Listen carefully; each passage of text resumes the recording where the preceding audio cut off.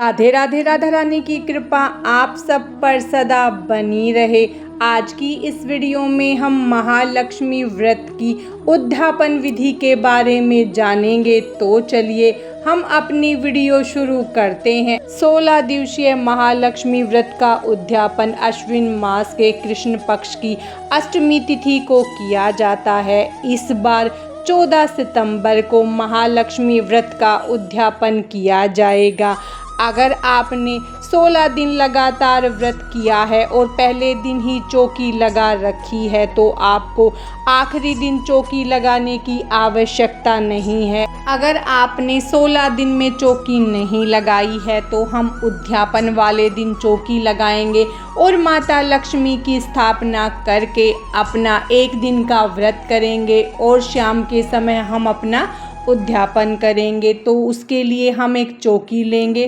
चौकी पर हम लाल रंग का वस्त्र बिछा लेंगे और उस पर अक्षत का आसन देकर माता लक्ष्मी की ऐसी मूर्ति या प्रतिमा लेंगे जिसमें माता लक्ष्मी के पीछे हाथी बने हुए हों। अगर हाथी नहीं बने हुए हैं तो आप अलग से एक हाथी लेकर चौकी पर विराजित करें। उसके बाद हम माता लक्ष्मी के सीधे हाथ की तरफ अक्षत से अष्टदल कमल का निर्माण करेंगे। महालक्ष्मी व्रत में कलश स्थापना अनिवार्य है, तो कलश स्थापना के लिए हम या तो पीतल, मिट्टी या तांबा का कलश लेंगे। उसके बाद हम उस पर रोली से स्वास्तिक बनाएंगे और उसके कंठ पर हम मोली बांध लेंगे। अब हम गंगा जल मिला हुआ शुद्ध जल लोटे के अंदर डालेंगे। फिर हम उसमें एक सुपारी, हल्दी की गांठ, लौंग, इलायची, अब इसमें कुछ दाने अक्षत के और थोड़ी सी पिसी हुई हल्दी रोली डालेंगे और हम इसे अष्टदल कमल पर रखेंगे। उसके बाद हम आम या अशोक के 5 पल्लव लेकर उनको हल्दी रोली से टीक लेंगे और उसे कलश में रखेंगे। फिर हम कलश पर अक्षत से भरा पूर्ण पात्र रखेंगे। अब हम एक जटा वाला नारियल लेंगे, उस पर हम रोली से तिलक करेंगे और उस पर कलावा बांध लेंगे। आप नारियल को या तो सीधा रख सकते हैं या लेटाकर भी रख सकते हैं। अब हम कलश पर नारियल रखेंगे। इस तरह हम कलश स्थापना करेंगे। अब अक्षत का आसन देकर चौकी पर हम दीपक जला लेंगे और चौकी पर अक्षत का आसन देकर हम श्री यंत्र, अगर आपके पास है तो श्री यंत्र को चौकी पर रखेंगे। अब हमें 16 तारों का 16 गांठों वाला डोरा तैयार करना होता है। उसके लिए हम कलावा लेंगे और उसमें 16 तार करेंगे। फिर हम उसमें 16 गांठें लगा लेंगे और इसे भी हम 16 गांठें लगाकर चौकी पर रखेंगे। इसका भी हम पूजन करेंगे। अब हम इसे अक्षत का आसन देकर चौकी पर रखेंगे। अब हम चौकी का शुद्धिकरण करेंगे। अगर आपने 16 दिवसीय महालक्ष्मी व्रत का संकल्प पहले दिन ले लिया है तो हमें आज संकल्प लेने की आवश्यकता नहीं है। अगर आप आज ही चौकी लगाकर पूजा कर रहे हैं तो आप अपने महालक्ष्मी व्रत के उद्यापन का संकल्प ले। हाथ में अक्षत, पुष्प और जल लेकर महालक्ष्मी व्रत के उद्यापन का संकल्प करें। अपना नाम, गोत्र, स्थान बोलते हुए अपना संकल्प ले और हाथ के अक्षत और पुष्प को माता लक्ष्मी को समर्पित करें। उसके बाद हम स्नान की भावना करवाते हुए चौकी पर विराजित देवी देवताओं का स्नान करवाएंगे। फिर हम सबसे पहले भगवान गणेश का पूजन करेंगे। भगवान को रोली से तिलक करेंगे और भगवान गणेश को अक्षत समर्पित करेंगे। फिर भगवान गणेश को जनेऊ समर्पित करेंगे।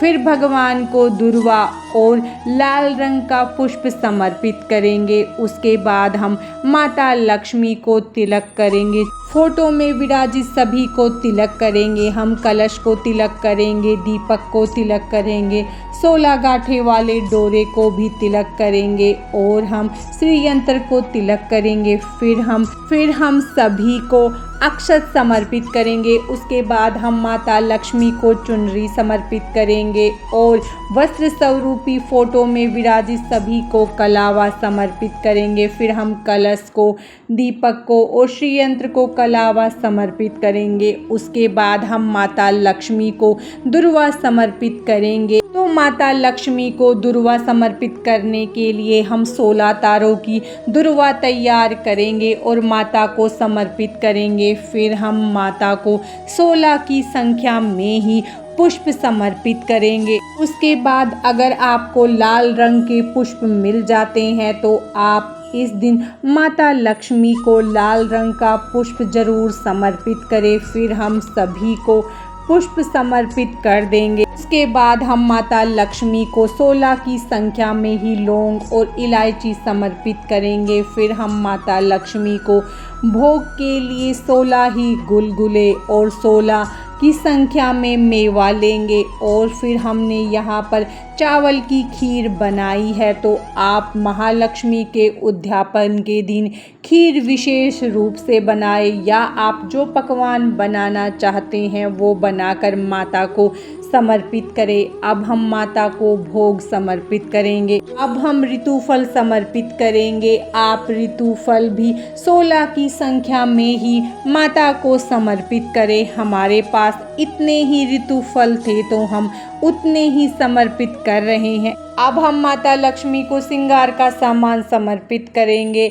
हम यहाँ पर 16 श्रृंगार का सामान समर्पित कर रहे हैं। आप चाहे तो हर एक सामान को 16 की संख्या में लेकर समर्पित कर सकते हैं। उसके बाद हम दक्षिणा समर्पित करेंगे। दक्षिणा भी हमें 16 की संख्या में लेनी है। आप अपने सामर्थ्य के अनुसार 10, 20, 50 या 100 ले सकते हैं या आपका सामर्थ्य नहीं है तो आप एक के सिक्के भी 16 की संख्या में माता को समर्पित करें। अब हम दक्षिणा समर्पित करेंगे। हम हाथ में अक्षत और पुष्प लेकर 16 दिवसीय महालक्ष्मी व्रत की कथा या तो पढ़ेंगे या सुनेंगे। फिर हम अक्षत और पुष्प को माता के चरणों में समर्पित कर देंगे। अब हम हाथ में 16 दाने अक्षत के लेकर माता लक्ष्मी का मंत्र बोलते हुए एक एक दाना 16 बार माता लक्ष्मी को अर्पित करेंगे। उसके बाद हम आरती करेंगे। उसके लिए हम 16 दीपक लेंगे। आप चाहें तो मिट्टी के दीपक ले सकते हैं या आप